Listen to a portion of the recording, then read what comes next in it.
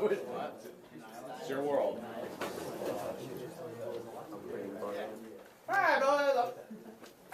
Okay, so we did the pre-Socratic philosophers.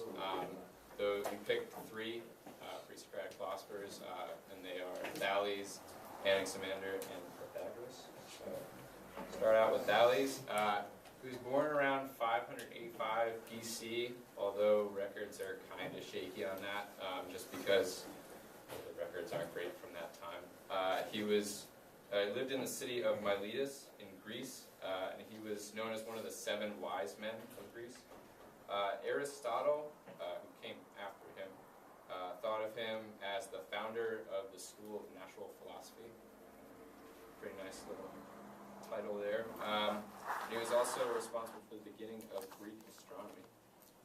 So as a younger man, Thales went to Egypt to study geometry, which is the study of shapes, and people were really impressed with what he had learned when he came back. He was really knowledgeable when returning to Greece.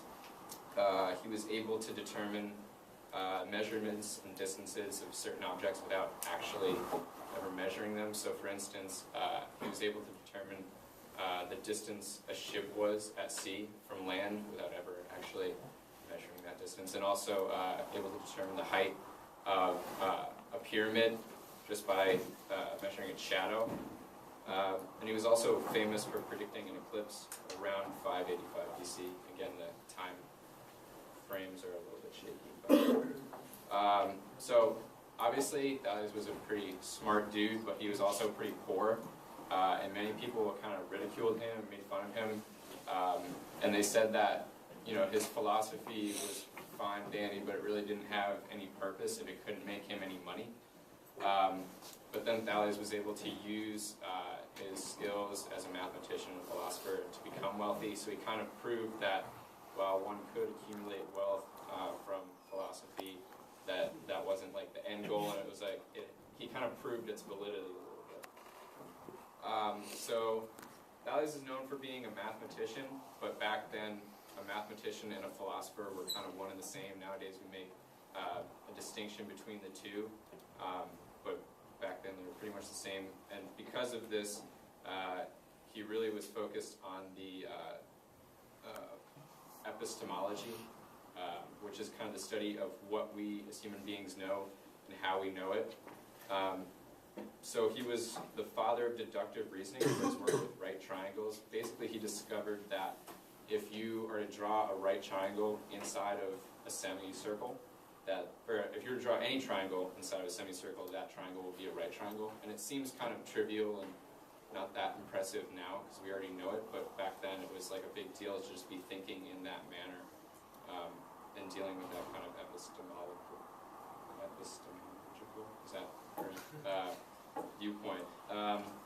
So his big thing was that he developed a theory similar to atoms. He essentially believed that everything in the universe was made up of water, which is kind of similar to what we know to be true about atoms today. If you break everything down to its most basic component, there's it's this similar component that runs through everything, and he just kind of got it mixed up. Instead of atoms, he thought it was water, but pretty revolutionary idea for the time. So he believed that the Earth floated on water. He thought space was water, which it gets kind of confusing considering he thought everything was water. This is where his theory gets a little bit confusing, but he basically believed that Earth was like a log floating in like an ocean or a lake. I believed it had buoyant properties like wood. Aristotle also credits Thales with the idea of a spherical Earth, and basically there's some reasons behind this. This is kind of, is also a little bit like Aristotle's point of view, his perspective. There are many people considered to have come up with this idea, but Aristotle credits Thales a little bit with it. And Thales' reasoning was that there are a few things. The sky surrounds the Earth like a dome, which kind of lends itself to that theory of a spherical Earth. An eclipse, when viewed, is circular, and also the Earth, when viewed from the horizon, when viewed from a high vantage point, appears to be curved. So these kind of all lent themselves to his theory of a spherical Earth. He also believed that earthquakes were caused by stormy seas in space, which kind of goes back to that water theory. We know that to be like entirely false today, but that's kind of what we thought. So yeah, Thales, he founded the Milesian School of Natural Philosophy.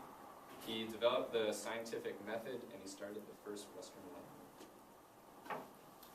All right, so now we come to our friend Pythagoras. He's kind of a boss because he came up with a little thing called the Pythagorean theorem, which we'll talk about. But anyway, again, these dates are kind of approximate because no one actually wrote anything down. But he was supposedly born in 570 AD in Samos, which is a small little island in the great big Mediterranean Sea off of Greece. He forgot to write everything down, kept it all up in his big noggin, which is, brain. He was interested in a lot of stuff, but especially mathematics and science, which, like Brett talked about, is how we label him as an early philosopher.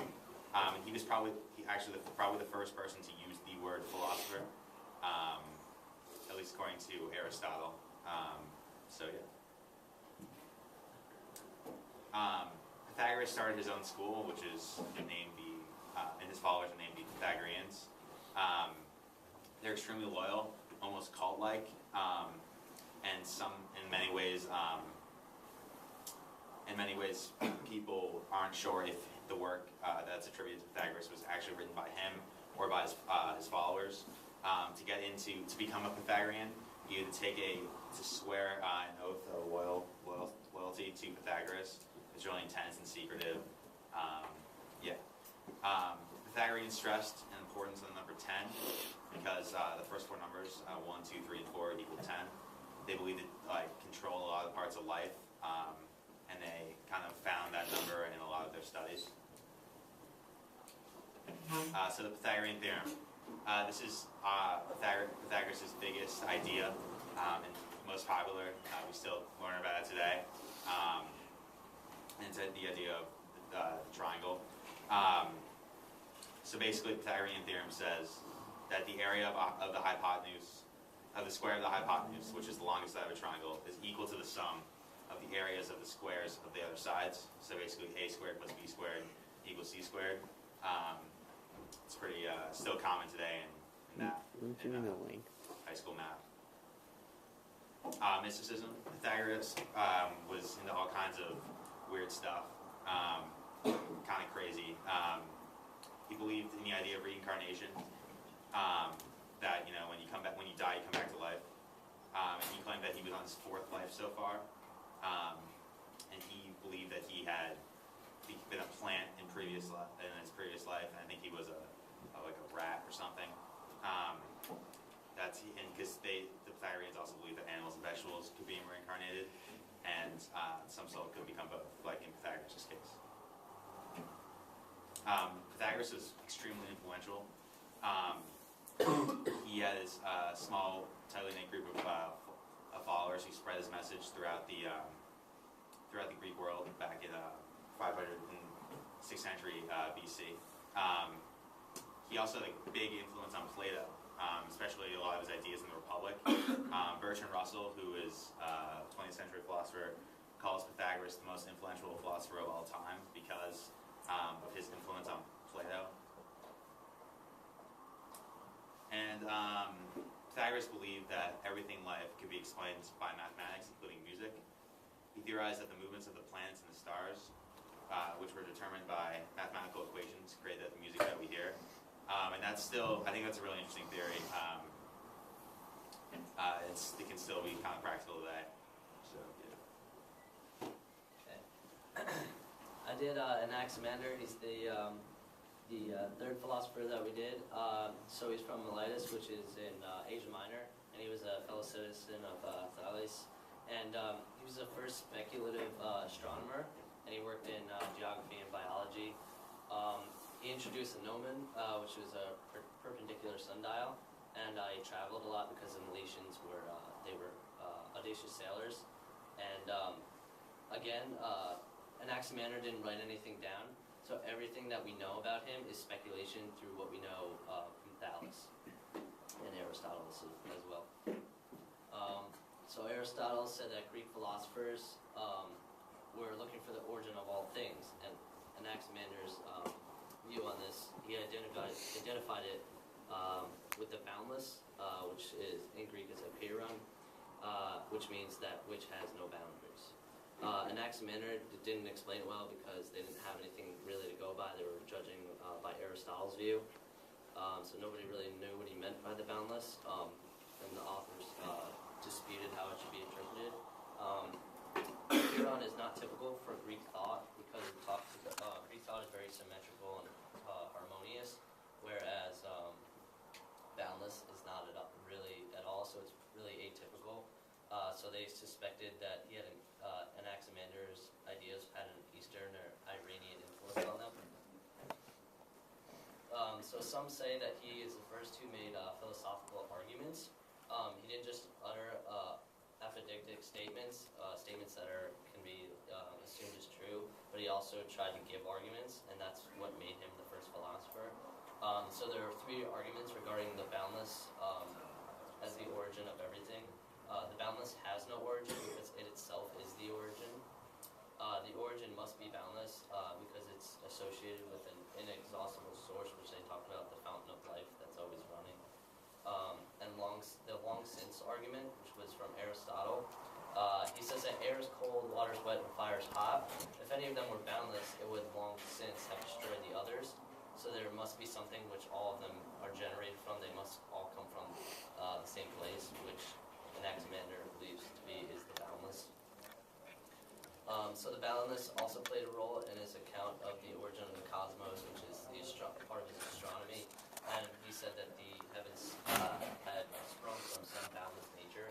And it's described, a sphere of fire grew around the vapor that surrounds the earth like a bark around a tree. And so they interpreted it as that the sphere of fire is said to have fallen apart into several rings, and this created the moons, the stars, and the sun.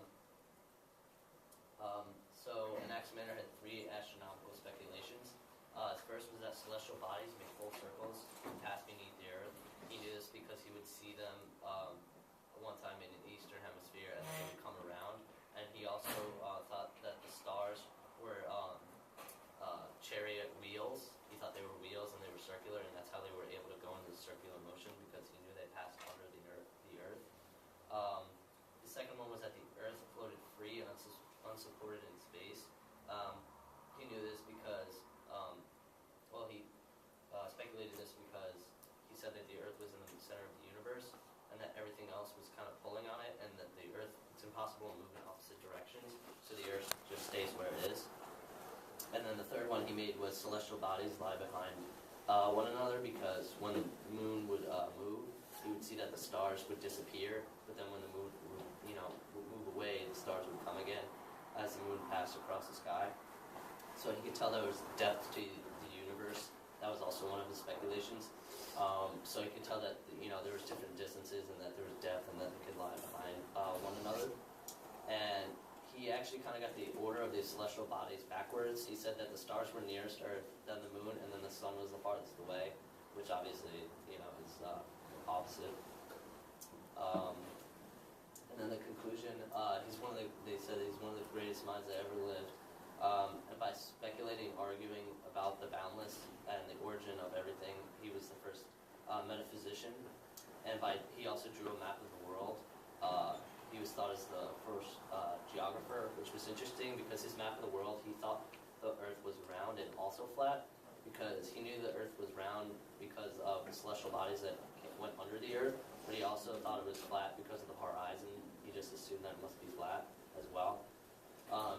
And by speculating about the universe, he broke with the ancient image of the celestial ball and became the discoverer of the Western world picture of what we know now as the universe, that celestial bodies surround a certain planet. What we know now that's the sun, he thought it was the Earth. So that's how we know he comes from the school of thought is epistemology, because, epistemology is what we know and how we know it. And basically, he knew everything based on his observations. He knew that the celestial bodies were going under the Earth, so that the Earth must be round. and he knew that, well, basically, just any of his findings through astronomy were based on his observations. Okay, and that's over. So now we have a. So now we have the philosophy of a 5-year-old story, where we take each of the philosophers' ideas and kind of put it into a funny story and something that a 5-year-old can understand. Even though a lot of these theories are really great for their time and fun to listen to, a lot of them are in fact wrong. So, kind of explore that a little bit. I don't know, it's right down here somewhere. It's out here a little bit.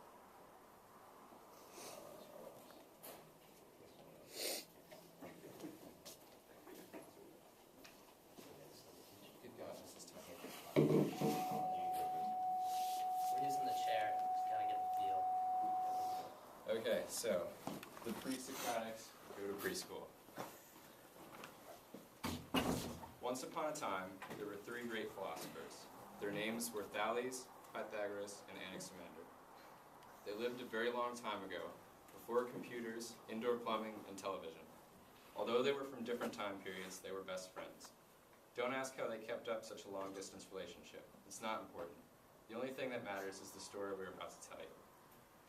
One day, the 3 amigos were walking along a path in a great forest outside of Athens when they encountered a magic hole. Unsure of its properties, they were wary of it, but their curiosity got the best of them, and they decided to explore it. That's philosophy for you. As they entered the hole, they began to feel funny. They started to tingle and get a warm, fuzzy feeling. All of a sudden, they saw bright colors and heard a whooshing sound. In an instant, everything went black, and the secret, ancient time machine, disguised as an unsuspecting hole in the ground, whisked them away to Fairfield, Connecticut in 2011. That very same day, Quinn, Brett, and Pat were walking along on the town green. The 3 were fervently discussing philosophy, just as any respectable teenagers would do on the weekend. Just as the argument was beginning to get quite heated, an intense flash of light blinded them, and 3 unkempt men appeared before their eyes. The teenagers were extremely startled and quite frightened of these strange time travelers. The time travelers were equally frightened of the boys and hastily ran off. Thinking quickly, the teens dialed 911. They reported the unexpected arrival of the time travelers, and in no time, the United States government was called upon to capture the men. Thales, Pythagoras, and Anaximander were discovered hiding behind a dumpster outside of Mike's Pizza. Black hoods were pulled over their heads, and they were violently tossed into the back of a van. The trip to Washington, D.C. took 6 hours. Once there, the government began interrogating each one of them separately. They recounted their story to the officials with great detail and fright. After they were finished, the officials met to discuss the accounts. "This isn't the first time we've heard this kind of thing," said one. "Yes, remember the time travelers that landed in Roswell?" chimed another. The first nodded gravely. "We can't make the same mistake again. Our best bet is to try to educate these men. They are clearly lacking a formal know-how of the way many things work in this time. We better get Mr. President on the phone."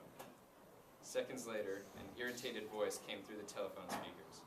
After hearing the story, the president sat quietly, deciding what to do. "Well, gentlemen, it appears there is only one sensible option that we, as the most powerful, well-educated men in the world, have at our disposal. It is clear to me that these men need a formal American education to get their heads on straight. Our only option is to send them back to square one." The 3rd official piped up inquisitively. "Preschool?" he asked. "Yes," answered the president. "Preschool." Put that one up here. Okay. So, the yellow school bus pulled up to the brick establishment, its brakes screeching ferociously. Inside were screaming toddlers and, of course, our friends the philosophers. They had been bathed and shaved, and despite being entirely out of their element, they appeared to be functioning members of society. As the doors opened, all of the children